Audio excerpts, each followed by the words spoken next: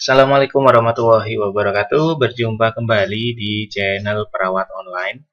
Apa kabar teman-teman semuanya? Semoga masih selalu semangat ya dan siap dalam mempersiapkan ujian CPNS yang akan segera dilaksanakan beberapa hari lagi ya. Jadi tes administrasi sudah kita lalui. Nah, sekarang bagi teman-teman yang sudah lulus tes administrasi, tinggal memantapkan diri, mempersiapkan diri untuk menghadapi ujian SKD tentunya.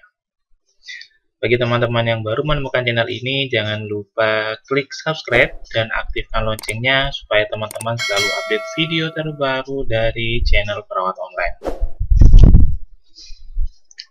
Di kesempatan kali ini kita akan membahas latihan soal mengenai tes wawasan kebangsaan.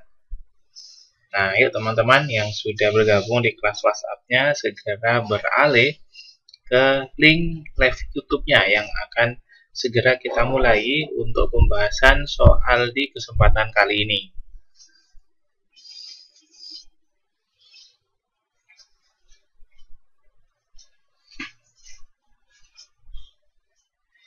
Baik, langsung saja kita mulai. Untuk soal pertama,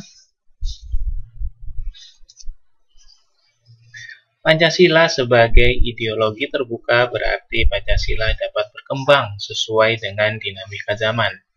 Namun nilai-nilai dasar yang terkandung di dalamnya tidak boleh diubah.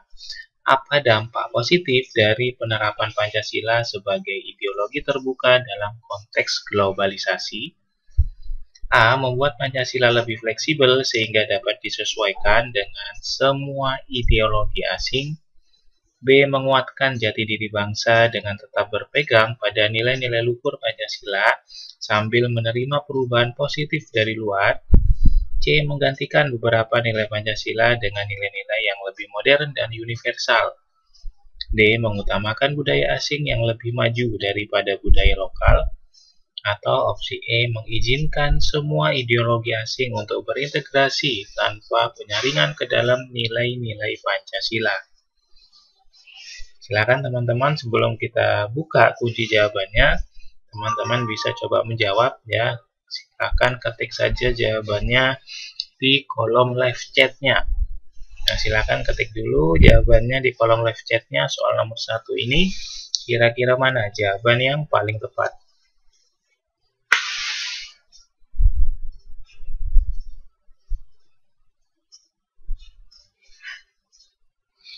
Soal nomor 1 berkaitan dengan Pancasila sebagai ideologi terbuka. Nah, apa yang dimaksud dengan ideologi terbuka? Nah, ideologi terbuka yaitu berarti ideologi yang dapat mengikuti perkembangan zaman, dinamis dan bersifat terbuka. Pancasila sebagai ideologi terbuka memiliki beberapa ciri. Yang pertama yaitu adalah Pancasila lahir dari kesepakatan masyarakat. Kedua, Pancasila bersifat aktual, dinamis, dan antisipatif.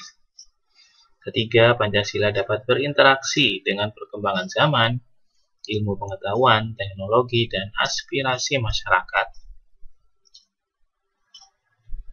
Keempat, Pancasila dapat menerima dan mengembangkan pemikiran baru dari luar. Dan yang kelima, Pancasila dapat menyesuaikan diri dengan perkembangan zaman, namun tidak mengubah nilai-nilai dasar yang terkandung di dalamnya. Nah, jadi artinya Pancasila ini dapat mengikuti perkembangan zaman tanpa mengubah nilai-nilai yang ada di dalamnya.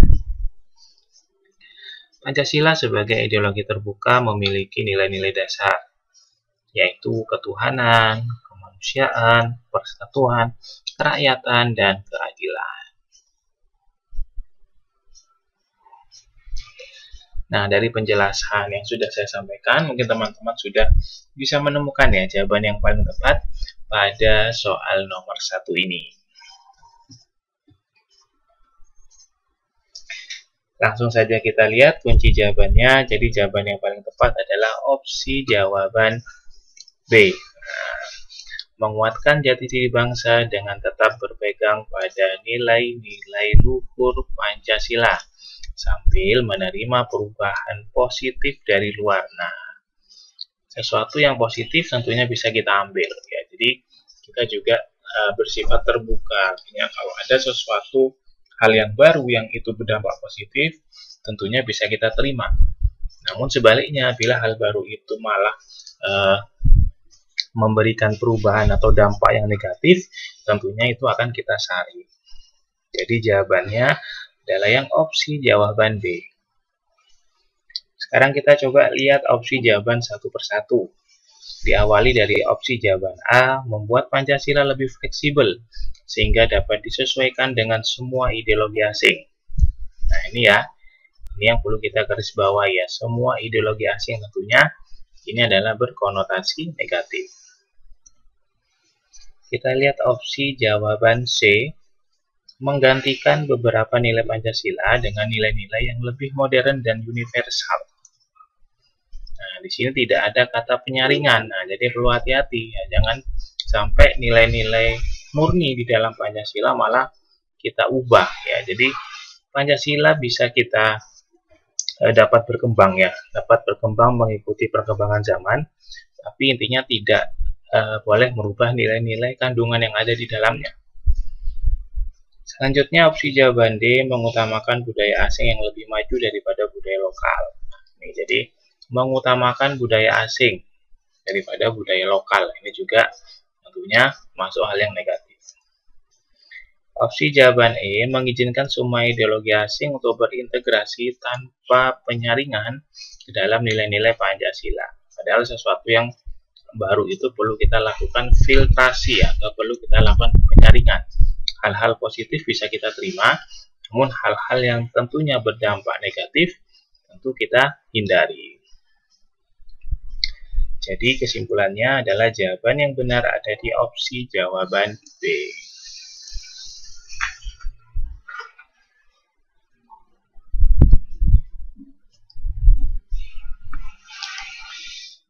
Kita lanjutkan ke soal kedua.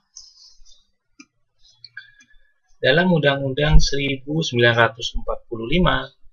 disebutkan bahwa setiap warga negara berhak mendapatkan pendidikan. Bagaimana prinsip ini dapat diimplementasikan untuk mencapai tujuan pembangunan nasional yang berkelanjutan? A. Mengutamakan pendidikan hanya bagi kalangan elit untuk mempersiapkan pemimpin masa depan. B. Memastikan akses pendidikan yang merata dan berkualitas bagi seluruh lapisan masyarakat. C. Membatasi pendidikan hanya pada bidang-bidang mendukung pertumbuhan ekonomi.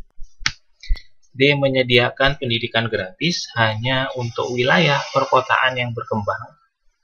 Atau yang E. Meningkatkan investasi asing di sektor pendidikan tanpa memperhatikan kualitas pendidikan nasional. Silakan soal nomor 2, teman-teman bisa coba menjawab. Ketik jawabannya di kolom live chat-nya.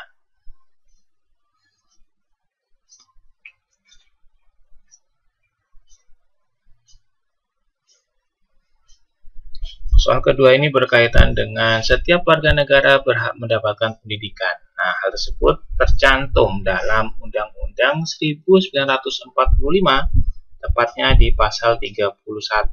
Nah, 31 ayat 2 bunyinya bahwa pemerintah harus menyelenggarakan pendidikan nasional, menyelenggarakan pendidikan sebagai satu sistem pengajaran nasional. Nah, di pasal 31 Undang-Undang 1945 ini juga mengatur bahwa setiap warga negara itu berhak mendapatkan pendidikan, wajib mengikuti pendidikan dasar, dan pemerintah wajib membiayainya. Dan tentunya negara juga memprioritaskan anggaran pendidikan minimal 20% dari anggaran pendapatan negara dan daerah. Kemudian ada juga undang-undang yang khusus dikaitkan dengan pendidikan, yaitu adanya Undang-Undang Sisdiknas. Nah, yang mana Undang-Undang Sisdiknas itu mengatur sistem pendidikan di Indonesia dari berbagai aspek. Misalnya ada pemerataan akses pendidikan, peningkatan mutu, dan relevansi dan efisiensi manajemen pendidikan. Selain itu, Undang-Undang Sisdiknas juga mengatur bahwa pendidik merupakan tenaga profesional yang bertugas merencanakan dan melaksanakan proses pembelajaran. Nah, jadi itu adalah beberapa aturan-aturan yang berkaitan dengan pendidikan.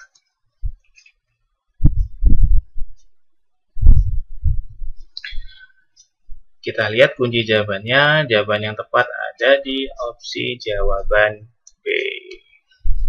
Memastikan akses pendidikan yang merata dan berkualitas bagi seluruh lapisan masyarakat. Ya. Jadi sesuai dengan pasal 31 tentunya, makanya setiap warga negara berhak mendapatkan pendidikan. Nah, jadi pendidikan itu harus merata ya, dan berkualitas tentunya bagi seluruh lapisan masyarakat ya, tanpa memandang status dari masyarakat, tapi kepada seluruh lapisan masyarakat. Kita coba lihat opsi jawaban A, mengutamakan pendidikan hanya bagi kalangan elit. Nah, ini ya tentunya tidak mencerminkan asas dari keadilan sosial. Opsi jawaban C, membatasi pendidikan hanya pada bidang-bidang yang mendukung pertumbuhan ekonomi. Nah, di sini adanya pembatasan pendidikan, ini juga tidak baik. Opsi jawaban D, menyediakan pendidikan gratis. Gratisnya bagus ya, apalagi sudah diatur bahwasanya untuk pendidikan dasar itu adalah pemerintah yang membiayai. Hanya untuk wilayah perkotaan yang berkembang, tapi ini hanya dibatasi. Dan juga tidak sesuai dengan prinsip pemerataan dan keadilan. Opsi jawaban E, meningkatkan investasi asing di sektor pendidikan tanpa memperhatikan kualitas pendidikan nasional. Investasi asing oke, tapi di sini disebutkan tanpa memperhatikan kualitas pendidikan. Padahal SDM itu penting bagi suatu negara untuk keberlanjutan negara di masa-masa yang akan datang. Jadi kesimpulannya jawabannya adalah yang opsi jawaban B.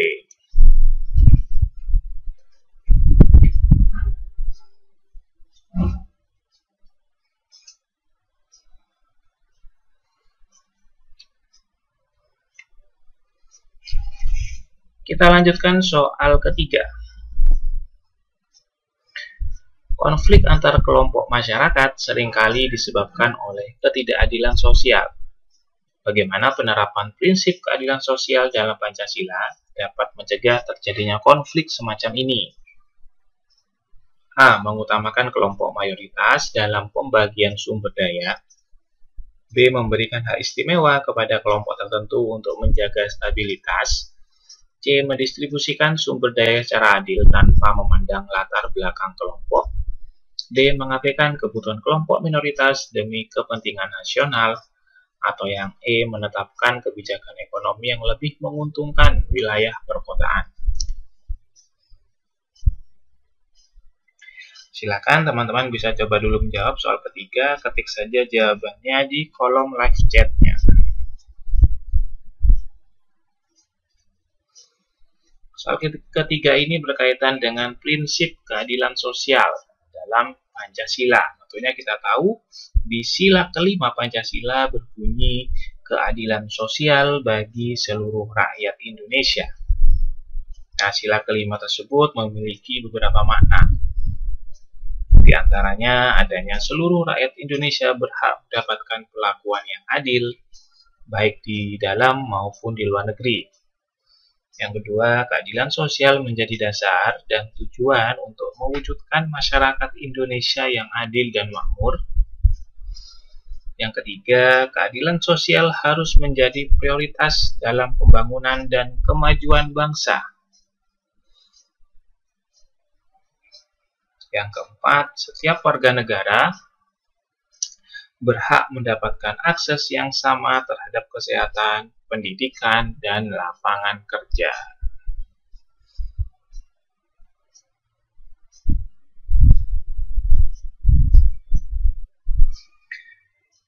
Beberapa contoh yang berkaitan dengan pengamalan sila kelima. Misalnya ada mengembangkan sikap adil terhadap sesama, kemudian menjaga keseimbangan antara hak dan kewajiban, kemudian menghormati hak orang lain, suka memberi pertolongan kepada orang lain, tidak menggunakan hak milik untuk pemerasan atau pemborosan, suka bekerja keras, suka menghargai hasil karya orang lain, bekerja sama dalam melakukan pekerjaan, tidak membeda-bedakan anggota keluarga, dan selalu menjaga fasilitas yang ada di rumah. Nah, itu tadi adalah beberapa contoh pengamalan sila kelima. Kita kembali lagi ke soal ketiga ini. Jadi jawaban yang paling tepat adalah opsi jawaban C. Mendistribusikan sumber daya secara adil tanpa memandang latar belakang kelompok. Kita lihat opsi jawaban A mengutamakan kelompok mayoritas dalam pembagian sumber daya. Nah, ini jelas tidak menerapkan prinsip keadilan karena hanya kelompok mayoritas saja yang mendapatkan hasil, sedangkan yang minoritas tentunya ditinggalkan. Opsi jawaban B memberikan hak istimewa kepada kelompok tertentu untuk menjaga stabilitas. Nah, ini juga ya, ada keterangan hanya kepada kelompok tertentu. Ini juga bertentangan dengan prinsip keadilan. Opsi jawaban D mengabaikan kebutuhan kelompok minoritas demi kepentingan nasional. Nah, ini juga tidak mengakomodasi ya terkait tentang kebutuhan dari minoritas. Padahal seharusnya entah itu kelompok minoritas maupun mayoritas memiliki persamaan. Dan yang terakhir, opsi jawaban E menetapkan kebijakan ekonomi yang lebih menguntungkan wilayah perkotaan. Nah, ini berkaitan dengan pembangunan nasional ya tentunya. Dalam pembangunan nasional juga harus diperhatikan pemerataan dan keadilan. Jadi antara wilayah pedesaan, perkotaan maupun di pedalaman itu harusnya memiliki akses pembangunan nasional yang merata. Jadi kesimpulannya jawabannya adalah yang opsi jawaban C.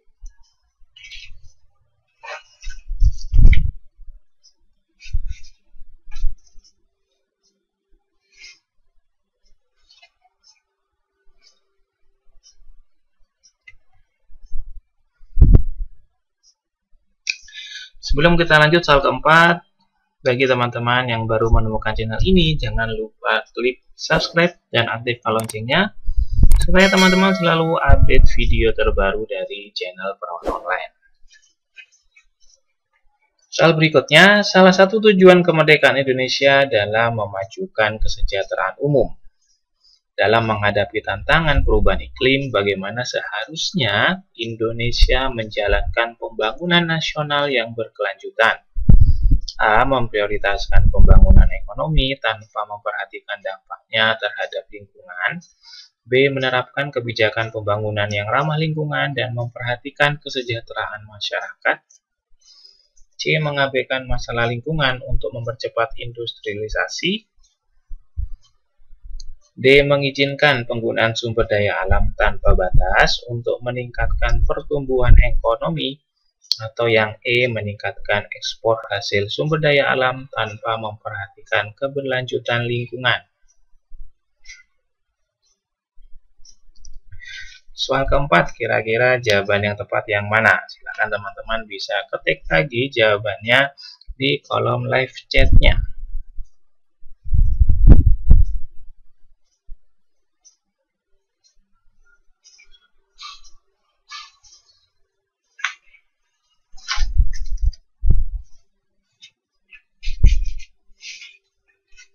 Soal keempat berkaitan dengan pembangunan nasional, lebih spesifik yang berkaitan dengan perubahan iklim. Nah, secara umum pembangunan nasional adalah upaya terencana dan konsisten untuk mencapai tujuan terbaik dalam memperoleh kesejahteraan. Pembangunan nasional di Indonesia didasarkan pada Pancasila dan dilaksanakan oleh masyarakat dan pemerintah.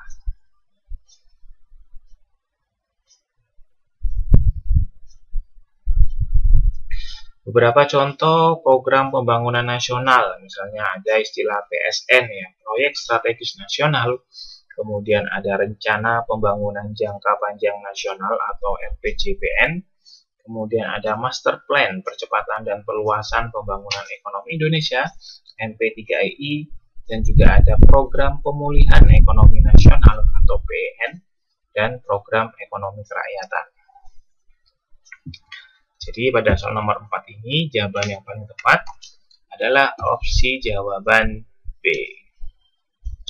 Menerapkan kebijakan pembangunan yang ramah lingkungan dan memperhatikan kesejahteraan masyarakat.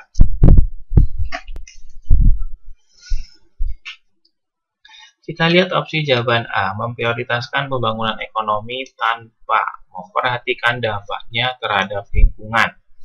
Nah, ini juga tidak baik ya, karena lingkungan juga perlu kita perhatikan karena itu juga merupakan aset yang dapat dimanfaatkan oleh generasi penerus kita tentunya. Opsi jawaban C, mengabaikan masalah lingkungan untuk mempercepat industrialisasi. Ini juga mengabaikan masalah lingkungan, ini juga tidak tidak menghiraukan terkait masalah lingkungan yang terjadi. Opsi jawaban D, mengizinkan penggunaan sumber daya alam tanpa batas untuk meningkatkan pertumbuhan ekonomi. Nah, apalagi kita ada sumber daya alam yang dapat diperbarui dan tidak dapat diperbarui. Nah, apabila sumber daya alam ini kita eksploitasi berlebihan, nah, nanti generasi mendatang tentunya akan mengalami tidak dapat menggunakan sumber daya alam. Makanya sumber daya alam yang tidak dapat diperbarui ini kita harus manfaatkan seefektif dan efisien mungkin. Opsi jawaban E, meningkatkan ekspor hasil sumber daya alam tanpa memperhatikan keberlanjutan lingkungan. Ini juga mengabaikan lingkungan. Jadi kesimpulannya jawabannya adalah yang opsi jawaban B.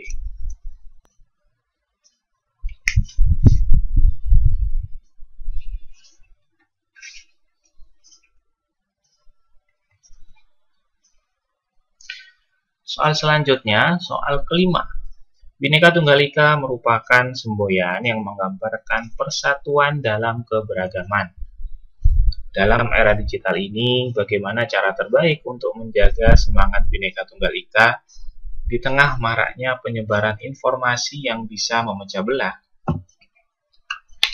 A. Membatasi akses masyarakat terhadap informasi digital untuk mencegah perpecahan. B. Mengembangkan literasi digital agar masyarakat dapat menyaring informasi yang diterima. C. Mengizinkan semua bentuk informasi beredar tanpa kontrol apapun. D. Mengarahkan seluruh informasi digital sesuai dengan kepentingan kelompok mayoritas. Atau yang E. Membiarkan masyarakat menentukan sendiri mana informasi yang benar tanpa edukasi.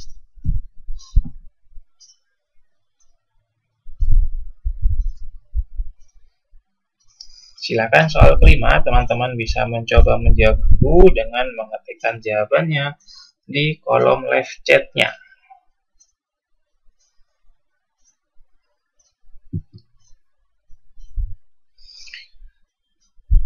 Bhinneka Tunggal Ika itu adalah semboyan negara kita tentunya yang berkaitan dengan keberagaman yang ada di Indonesia. Nah, semangat Bhinneka Tunggal Ika adalah semangat untuk mengakui, menghargai, dan menyatukan keberagaman bangsa Indonesia dalam semangat persatuan.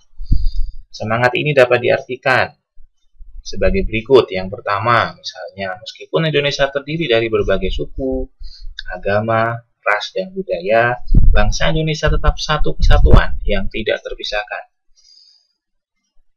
Yang kedua, Bhinneka Tunggal Ika dapat diartikan sebagai beraneka satu. Beraneka, tapi tetap satu. Yang ketiga, semangat Bhinneka Tunggal Ika dapat diwujudkan dalam sikap toleransi, saling menghargai perbedaan, dan hidup rukun berdampingan. Kemudian, semangat Bhinneka Tunggal Ika juga dapat menjadi upaya untuk memupuk jiwa nasionalisme dan memperkokoh kesatuan bangsa. Keberagaman dan masyarakat multikultural di Indonesia dapat dipandang sebagai kekayaan nasional. Selain itu, semangat Bhinneka Tunggal Ika dapat menjadi pengingat untuk tidak terpecah belah akibat hilangnya sikap toleransi dan mudah percaya dengan berita hoaks.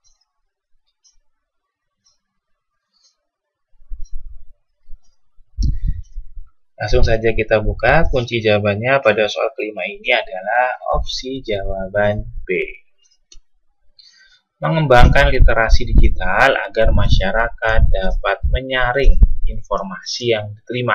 Ya, ini yang berkaitan dengan berita hoax atau informasi hoax ya. Jadi kita harus bisa memilah-milah ya, mencerna, menyaring mana itu informasi yang benar, mana itu informasi atau berita yang hoax. Kita lihat opsi jawaban A.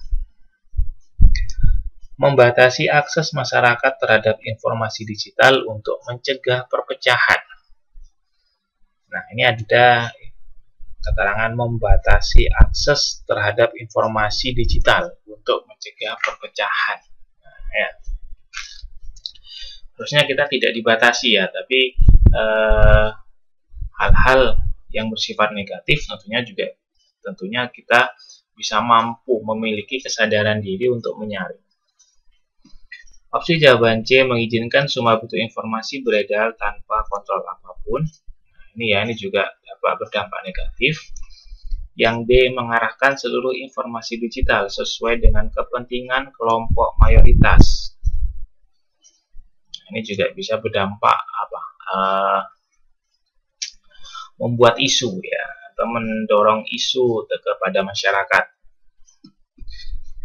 Opsi jawaban E membiarkan masyarakat menentukan sendiri mana informasi yang benar tanpa edukasi. Tentunya perlu adanya edukasi literasi digital tadi supaya masyarakat mampu untuk menyaring atau mencerna atau memilah-milah mana informasi yang dampak positif, dampak negatif, ataupun itu informasi yang bersifat hoax. Jadi kesimpulannya jawabannya adalah yang opsi jawaban B.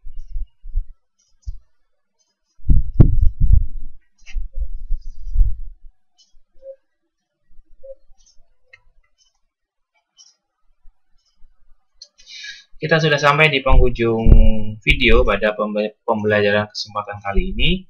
Semoga pembelajaran tadi, materi-materi yang sudah kita lewati bersama tadi bisa menambah amunisi, menambah pemahaman, menambah wawasan teman-teman dalam mempersiapkan ujian SKD CPNS. Tentunya bisa menjadikan teman-teman lulus menjadi ASN sesuai dengan harapan kita semua. Baik, terima kasih. Saya akhiri. Wassalamualaikum warahmatullahi wabarakatuh. Semangat jadi ASN.